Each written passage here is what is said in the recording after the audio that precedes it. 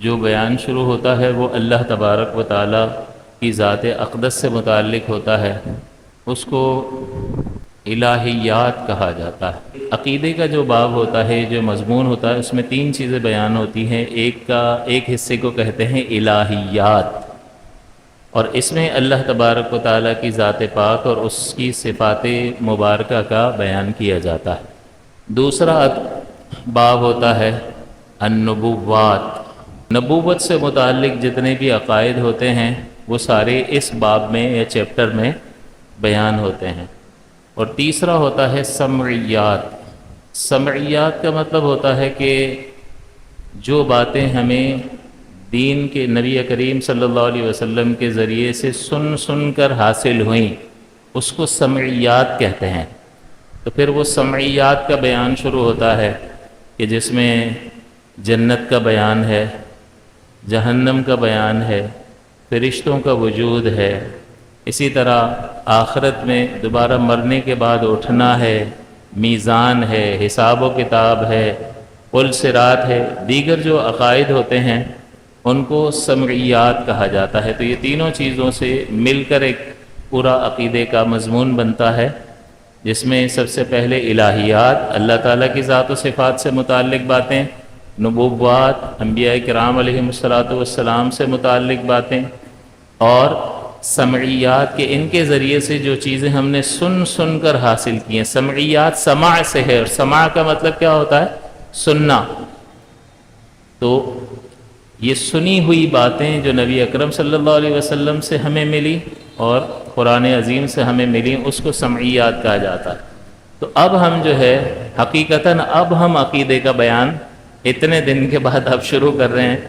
تو اس میں ہم اللہ تعالیٰ کی صفات کے بارے میں جاننا شروع کریں گے۔ 20 چیزیں ہیں جن کا جاننا، جن کا علم حاصل کرنا یہ لازم اور ضروری ہوتا ہے۔ یعنی یہ اللہ تعالیٰ کے لیے یہ 20 چیزیں واجب ہیں، اور ان کی معرفت حاصل کرنا ہر مسلمان پر لازم ہے۔ وہ کون سی 20 چیزیں ہیں؟ ان کو 4 کیٹیگریز میں تقسیم کیا ہے۔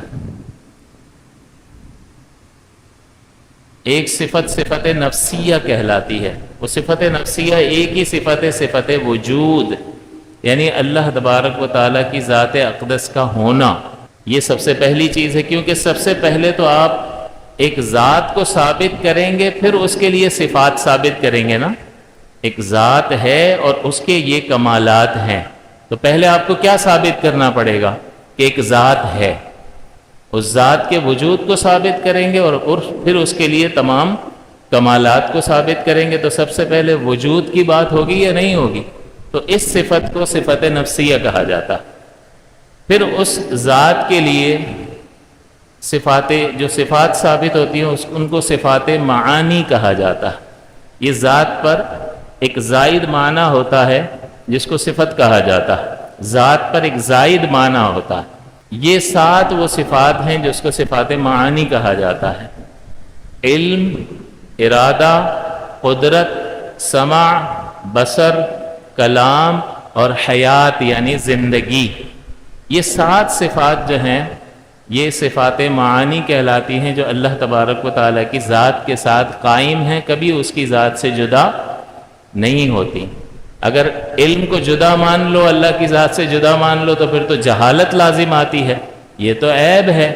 اللہ تعالیٰ جانتا ہے، علیم ہے، اور آپ کو جمعے کے خطبے میں بتایا تھا کہ اس کا علم کیسا ہے؟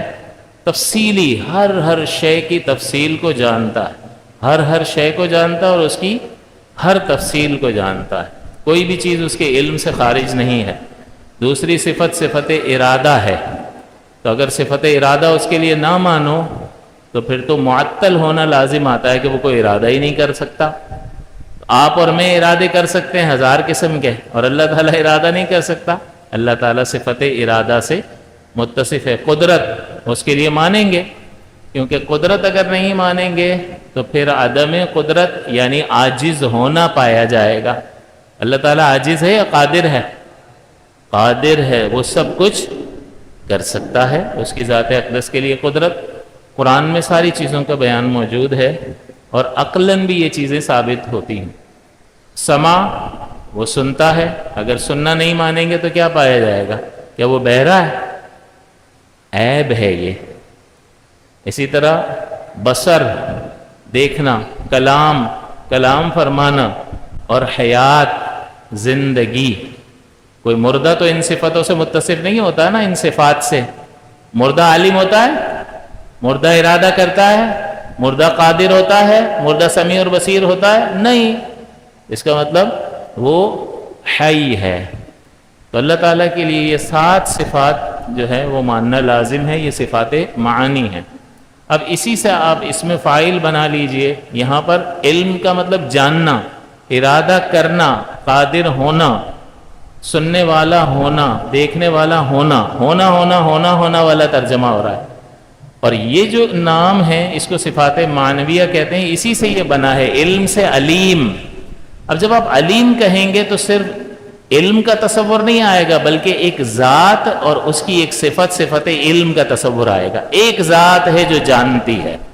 جب آپ علیم صرف علم کہیں گے تو جاننا، اس کی طرف ذہن جائے گا، لیکن جب آپ علیم کہیں گے تو ایک ذات ہے جو علیم ہے، تو ذات اور صفت دونوں کا تصور حاصل کرنا ہوگا، تو پھر صفات معنویہ کا استعمال آپ کریں گے۔ مرید ارادہ کرنے والا، تو ایک ذات ہے جو ارادہ فرمانے والی ہے۔ قادر قدرت مانے ارادہ کرنا، یہ صفت ہے، لیکن قادر کا مطلب ایک ذات ہے جس کے لیے صفت قدرت ہے۔ سمیع کیا بنے گا؟ ایک ذات ہے جو سننے والی ہے۔ بصیر ایک ذات ہے جو دیکھنے والی ہے۔ متکلم ایک ذات ہے جو کلام فرمانے والی ہے۔ حی ایک ذات ہے جو زندہ ہے۔ تو ان میں صرف صفت کا تصور حاصل ہوتا ہے، اور یہاں پر ذات اور صفت دونوں کا تصور، دونوں کی طرف ذہن منتقل ہوتا ہے۔ تو کتنی ہو گئی؟